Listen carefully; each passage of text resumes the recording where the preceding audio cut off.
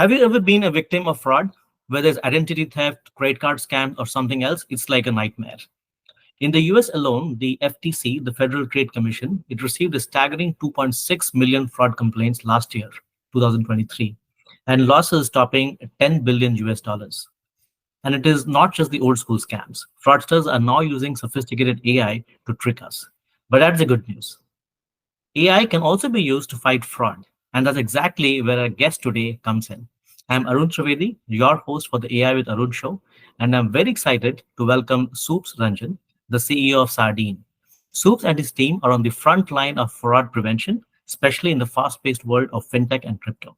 Soups has an amazing background. He is a B.Tech in computer science from IIT Kharagpur and MS in the PhD from Rice University. So Soups, welcome to our show. Thanks for having me, man. Right. So let's dive in. So fraud is such a massive problem, right? And it seems like every time we turn around, there's something new that scam that comes up, right? Especially with Web3 and crypto coming in. So tell our viewers a bit about the challenges that you saw that inspired you to create Sardine, and how is the company tackling with them head on? Yeah, sure thing. So first and foremost, Sardine is tackling both fraud and compliance issues for fintech, crypto companies, e-commerce retailers, online marketplaces, and banks. Right? So we like to say that we are building Lego blocks for solving for fraud and compliance. And over the last few years, both fraud as well as scams, they have just skyrocketed, right? So in the old days before GenAI took off, you would get these Nigerian prince emails which were always misspelled or grammatically incorrect. But now with GenAI, it's very easy to actually personalize emails or the scam emails which you're sending to users. And so that's just one new tool in the hands of scammers who have become way more effective. And we see a variety of different types of scams. So be it like romance scams, tech support scams, crypto investment advisor scams, IRS scams, etc. All of them are meant to sort of convince the victim that they're talking to a real authority, and then afterwards convince the victim to send money somewhere or buy gift cards and send it to the fraudster, etc.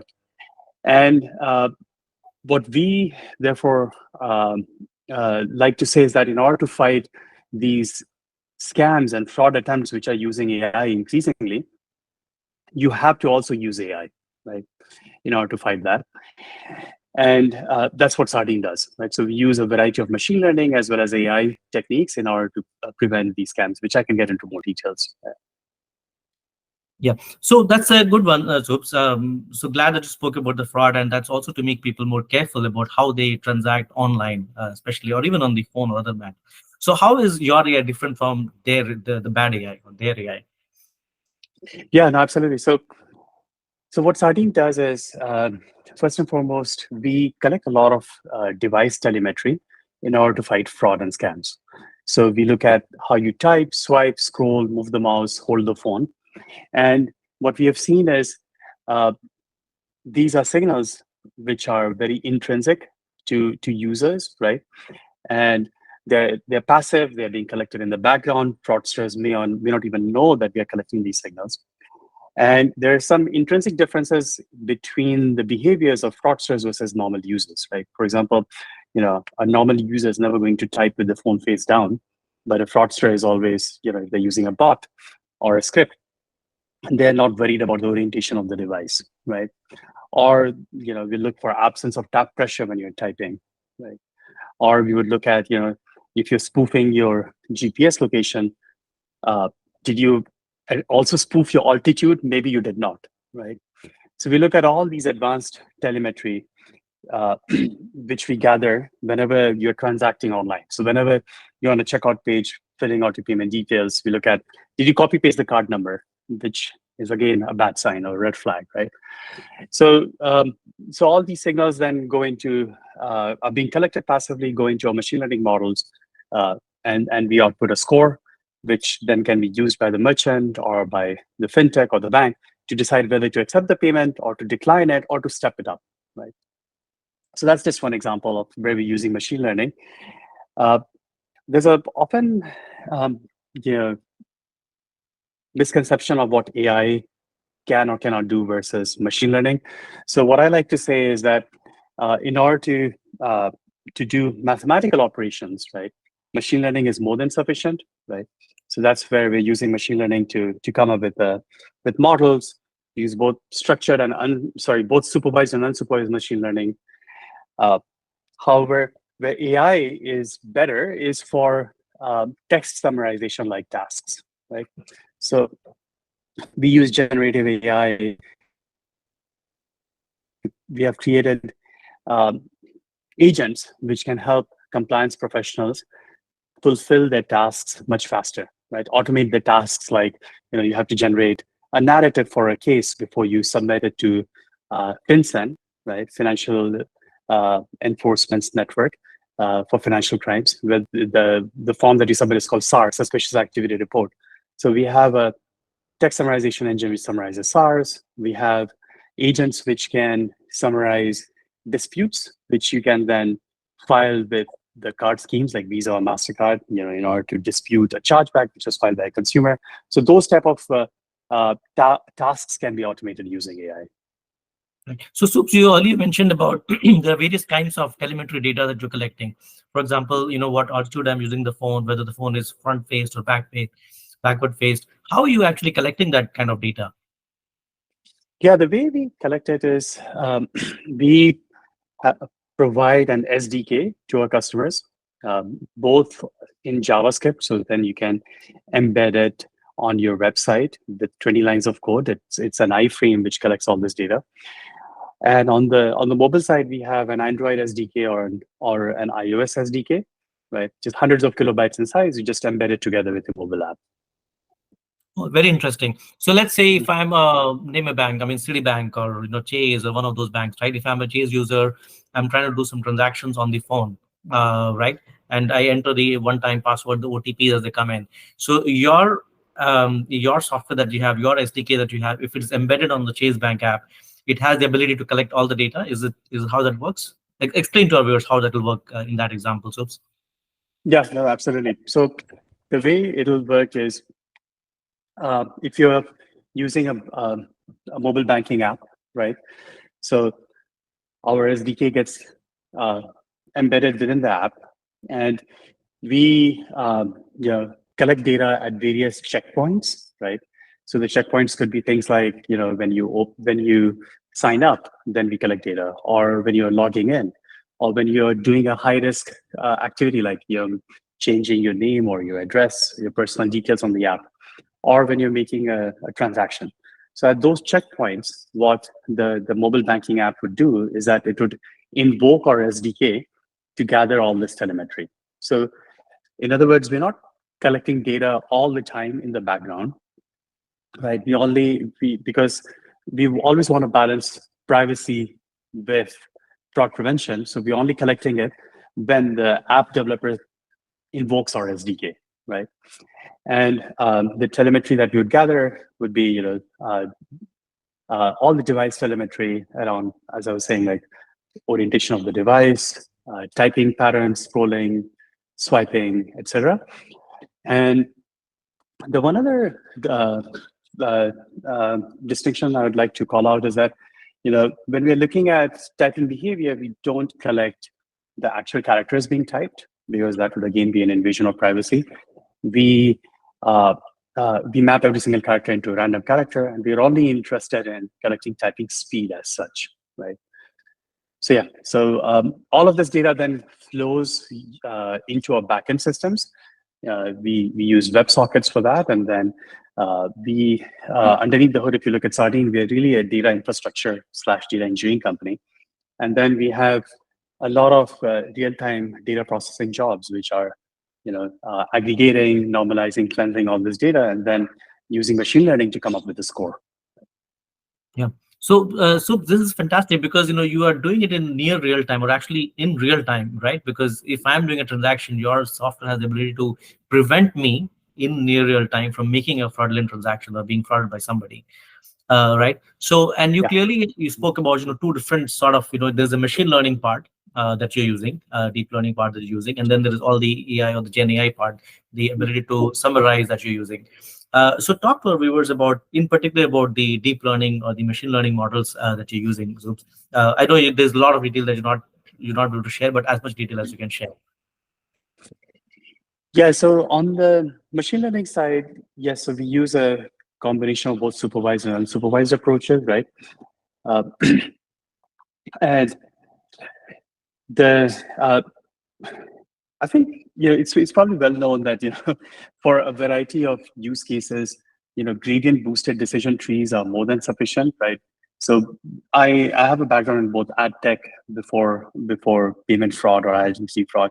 Even in ad tech, everyone was using cat boost, and now for fraud prevention, I think the go-to algorithm is cat boost, which is a gradient boosted decision tree algorithm, right? So I would say that now the state of the art in machine learning is such that uh, you know uh, you can't really, as a fraud company, get ahead by using a more sophisticated algorithm, right? Because there are lots of machine learning as a service companies out there. You could actually plug in your data and get a score. So that's not what we call ourselves to be. We are, at the end of the day, a data generator or a data provider. And what we like to say to our customers is that we are essentially a feature store for fraud prevention. So if you really looked underneath the hood, we have these 4,000 plus features that we gather using device telemetry. We also partner with about 35 different data providers, to enrich the data of our customers. So data providers like email intelligence providers or telco data providers or bureaus, bank enrichment or credit card networks, etc. So then in that respect, when customers come to Sardine, they are coming to us to make one API call and embed one SDK. And then we give them all these very rich features, which they can then either input into their own models and then use us also again at the time of scoring, or they can also use our scores as well, right? Got it. Got it. And so what are your customers telling you in terms of the benefit? Because I can clearly say there are a lot of benefits, but what exactly are you hearing from your customers? Yeah, so absolutely. So just going down that sort of that the description of what Sardine is, so another way of thinking about it would be, or what I like to say to my customers is that the Sardine offers three different modes, right? So one is, and full self-driving mode, right, where we can take on the fraud liability on behalf of our customers as well. So we provide fraud indemnification, right? So whatever chargebacks they have, we'll deal with it, we'll underwrite it, etc. And they pay us like percent points or basis points of the transaction, right? So that's full self-driving mode. Then there's the automatic shifting mode, which is basically we're using machine learning and giving them a score, and then they can use that score to decide whether to accept the transaction, decline it, or step it up. And then there's the manual stick shift mode, which is where we're giving you all the data, all the 4,000 plus features, and you do what you want with it, right? And different types of models are appropriate for different types of companies. If you have a seasoned head of fraud at a customer who has been there, done that for 20 plus years, right? They want the manual stick shift mode. They want to be able to control everything, right? So we give them all the data, right? They can create rules with it using our rule engine, or they can put it into their ML models, right? But if you have a new fintech which is just getting started, and they don't really have a large fraud team, then they prefer the first two modes, right? The full self-driving or the machine learning scoring. Interesting. And how are you pricing each one of these? I'm guessing each one of them, the three models, would have different kinds of monetization mechanisms. Right, yeah. So all of them are different. So the full self-driving mode, which is fraud indemnification, that'll be priced as like percent points, basis points of transaction value. Machine learning scoring is like priced at per scoring API call. And the machine learning feature store, think of it as like any other compute or data store providers, right? So we price it on the basis of how many operations are you going to do against that data store. Right. Right. So that's fantastic. That's a great product that you have, and the kind of traction that you have is phenomenal. So Zoop, let's talk a little bit about the future, right? So you have a great feature set that you are building. Talk to our viewers about, where do you see this company? What kind of new features have you been thinking about? Publicly available roadmap that you can share with our viewers. Yeah. So you mean in terms of product features or machine learning features? A combination of both, because I'm guessing a lot of the Combination of machine them. learning features will feed into your product roadmap. Right. Yeah. Yeah, and that was So also in the terms, second part of my question, in terms of how you're using AI and machine learning in your products in more in the future. okay, gotcha. Yes. So maybe I can answer the second one first. So I didn't really speak much to the generative AI uh, use cases, right? So so yeah, I alluded to it a little bit. So yeah, we use Gen AI for SAR narrative generation, suspicious activity reports, and we also use it for filing disputes. So let me start with the dispute side first, right?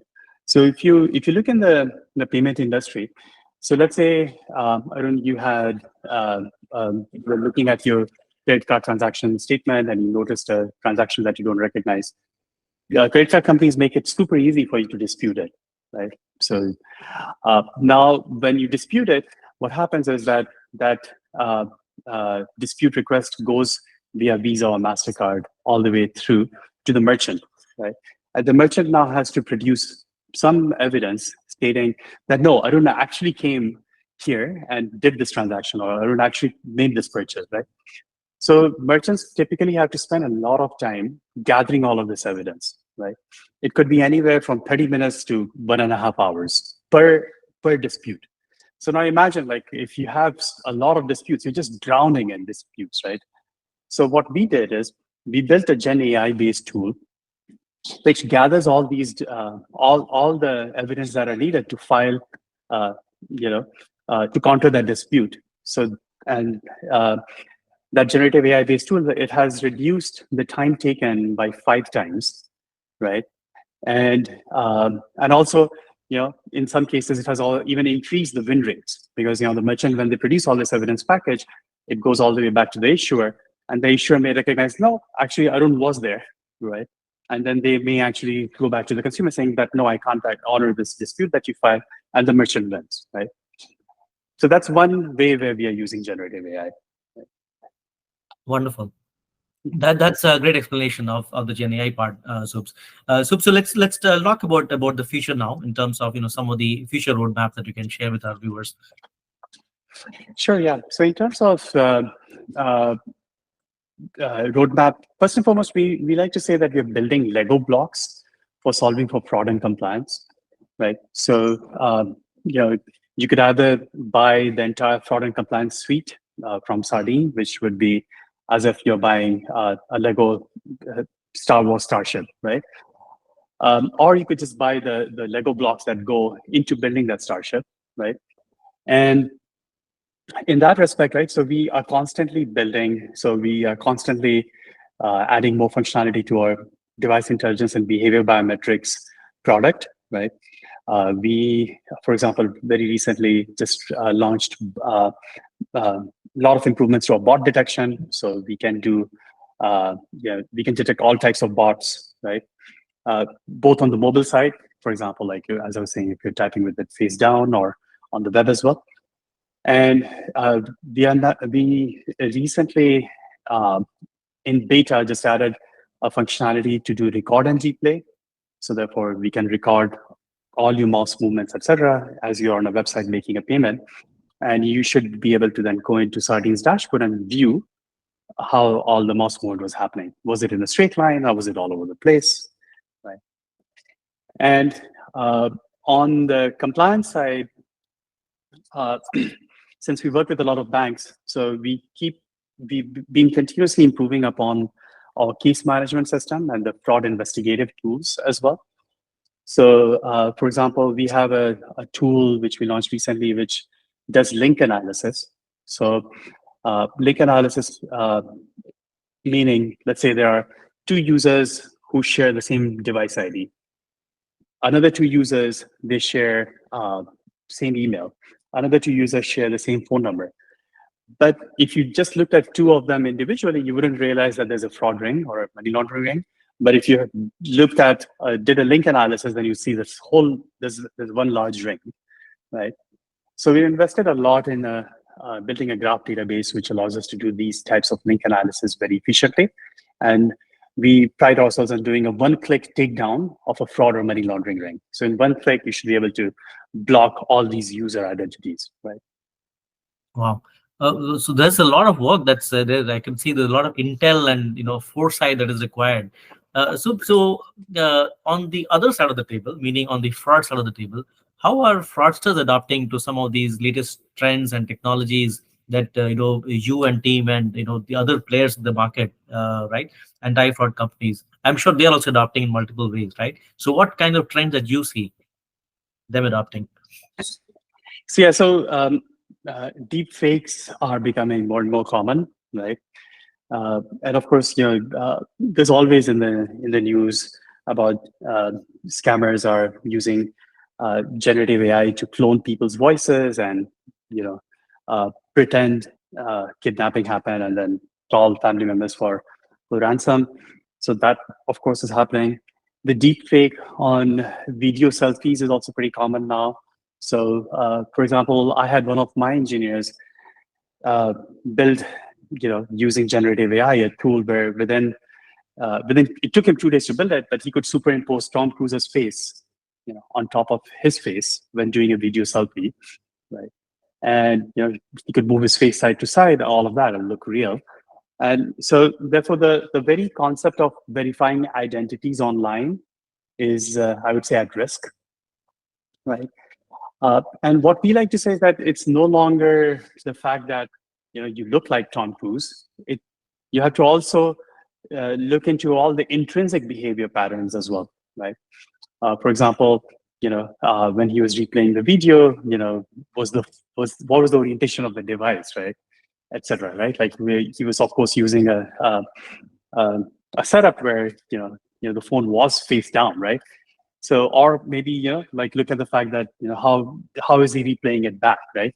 So, therefore, all these intrinsic features, they are increasingly important to identify people online, is what we like to say. Yeah. So, Subs, I'm thinking, see, some of the telemetry data that you're collecting, while your primary customers are in banking and financial or related to the fintech side of the house, are there other peripheral industries where you see that these could be applied, or are customers asking you about these? Yeah, absolutely. So, in fact, what we like to say is that fraud is affecting all aspects of our lives, right? So, think about any aspect of your life where you're making a money movement. That's where there's fraud happening. So, for example, when you're making a rent payment, did you make the rent payment to the real entity, or you made it to like a fake fictitious entity? So we have rent payment type companies, bill payment as well, right? Like, are you making a vendor payout to the real person, or did did their account get taken over and they changed the payment details, right? Or it could be, um, uh, other aspects like, how seriously do you protect your airline miles or loyalty point accounts for hotels? Somebody could realize that you have a lot of miles and they take over that account and then they convert it for cash, right? So, so all aspects of our lives, right, where we do any payments, there is fraud, and we are working with a variety of companies in different spaces, right? So we work with the high risk industries like crypto. So we have all the top crypto exchanges using us, all the gift card exchanges using us, right? Because if you have a stolen payment method, best thing you can steal is crypto or gift cards, right? we work with several Fortune 500s now, like very large marketplaces for cars or for sneakers, etc., helping them with fraud and many others like that. Yeah. So, a related question. So, you see, we see a lot of user-generated content in today's world, right? And NFTs and user-generated content. So, is that something? Is that a space where something like this, the technology that you provide, could be leveraged? They could directly be maybe no direct money involved, right? Or maybe there could be, because if I'm buying NFTs or user-generated content, or let's say on a gaming site or something like that, there could be some money involved too, right? So can your technology be used in those use cases as well? Yeah, no, absolutely. We work with a lot of NFT platforms as well, and we um, we are having conversations with a variety of online gaming gambling platforms too, right? So yeah, NFT platforms or any digital collectible platforms, when you're selling digital collectibles, uh, uh, it's the same risk as when you're selling crypto, right? Like I have a stolen card, I would want to buy a collectible because it has a high resale value and I can resell it very quickly, right? Right, right. Well, wonderful. So let's take a slight, pivot on sardine. It's a very interesting name, right? Do you like fish, or how did that name come to your mind? Yeah, I do like fish. I love fish. Uh, so the name it stands for two things. So since we do both fraud and compliance in one solution, so number one, it's fishy, hence fraud. And second, in the world of compliance, suspicious activity report is what you file with FinCEN if you have a money laundering case or a fraud case over $2,000, right? So that's the SAR in Sardine. Oh, okay. Yeah. Wow, so that's a very innovative name. That's fantastic stuff. I mean, your name itself is very innovative, and the kind of work that you guys are doing, it's also very innovative. So wonderful. Soups, talk to our viewers about some of the initial motivation that you had, right? Going back, let's say, to your undergrad days. What kind of motivations and mentors did you have who inspired you to be where you are today? Yeah. So ever since, yeah, in my youth, I wanted to, uh, you know, get into academia. I wanted to be an inventor. So either uh, my dreams were to actually go into a research lab and build something innovative, or go into academia and do research, right? uh, However, for a variety of reasons, that didn't end up happening. Number one, because in the field of computer science, the most innovative work is nowadays happening in industry, not in research labs, right? And hence, I made the pivot into the world of startups, right? And I always wanted to start a company. However, being an immigrant in the U.S., you need a green card before you can start something, and it just took me forever to get one. So this is my first startup, and super excited to be a part of this journey. But yeah, there was always that motivation that I want to do something innovative, something from the ground up, and uh, really glad that I got the opportunity to do that. Right. And Subs, how did your prior experience? You worked at Revolut and you worked at Coinbase. Those are very leading companies. How did your prior experience at those companies help you with what you're doing now? Yeah, absolutely. Uh, so I was heading fraud for Coinbase for about 4 years, and then I was heading financial crime for Revolut, right? So the first industries that we went after for solving for fraud or compliance was fintech and crypto, right? Uh, so I like to say that if you want to start a company or a startup, the best way to learn is to actually go work at a couple of startups, right? It helps in multiple ways, right? So one, you learn the domain. If you want to be in that domain, you become an expert in it. And the best way of learning a new domain is just being at it from the ground floor. And the second thing is you actually, if you join a startup which ends up doing well and grows, then you naturally become a part of a big alumni network, right? And most of my early customers, early employees, my co-founders, they all came from my prior network. So yeah, so I owe a lot to to those startups that I was able to work at before starting Sardine. Wonderful. Subs, that brings us to the last part of our segment, which we call the rapid fire round. So I'll ask you a bunch of questions and Yeah, quick answers. sounds good. All right. So here's the first question. So ChatGPT or Google Gemini or Meta Llama. If you had to use one of those tools for the rest of your life, what would you use? Metalama. Because it's open source and you love open source. Yes, that's exactly right. All right. That's a good one. The second one, what is the most overrated AI trend right now? Uh, I think the most overrated AI trend is the assumption that you can automate everything. However, at the end of the day, um, I strongly believe that if you don't know that domain and you are building an AI tool to help automate things in that domain, people are not necessarily gonna buy an AI tool just because it's an AI tool. Uh, AI is essentially a generative AI ends up becoming a feature which helps provide more efficiencies to an existing tool that you already provide in that domain. Right? Yeah. Okay. That's great. This third one, in one sentence, define the future of AI and ML, because you use a lot of ML in your field, in fraud detection and prevention. Yeah.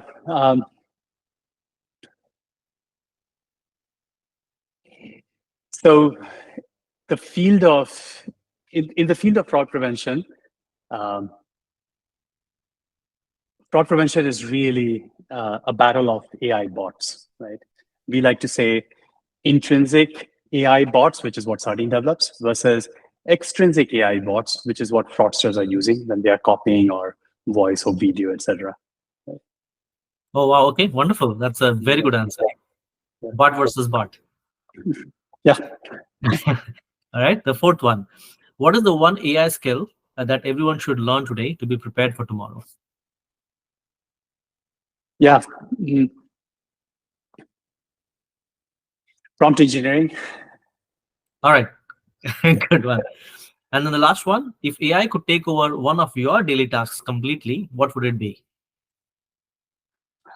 Oh, filling out RFPs.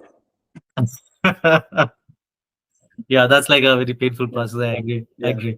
Yeah. I agree. There's a certain structure you got to follow, and Right. all that stuff. All right, wonderful. So, the very last question before I let you go. A lot of time when people come to our shows, right? So, two things. One is they're obviously founders find founders. Talent finds people like you, the startups, right? At the same time, businesses also come to our channel to learn about what other companies are doing, so they can see, how they can use it. So, I think that was a great view of what you said. But from a talent perspective, what are some of the key talent that you're looking to hire, maybe now or in the immediate future, that could be helpful to our viewers? Yeah, absolutely. So you can find our latest open roles on the website, right? Sardine.ai. And just off the top of my head, we're always looking for engineers, right? So as well as data scientists. Engineering roles, although we hire mostly in LATAM. So if you have viewers in LATAM, Brazil, Argentina, Mexico, We actually we're do. We hiring do. in. You do? Okay, amazing. Yeah. So we're hiring in those areas, in those geos. And data analyst slash data scientist roles, we are hiring for those roles in US, Canada, right? And we're also looking for someone from this domain, like fraud or compliance, who is interested in speaking with customers and therefore being a sales engineer. So that's an actively open role. And then in Europe, we are looking for post-sales integration managers, etc. as well. Okay, wonderful. So, thank you so much. This was a very insightful conversation. I really appreciate you taking the time. Absolutely. Thanks for having me, Aaron.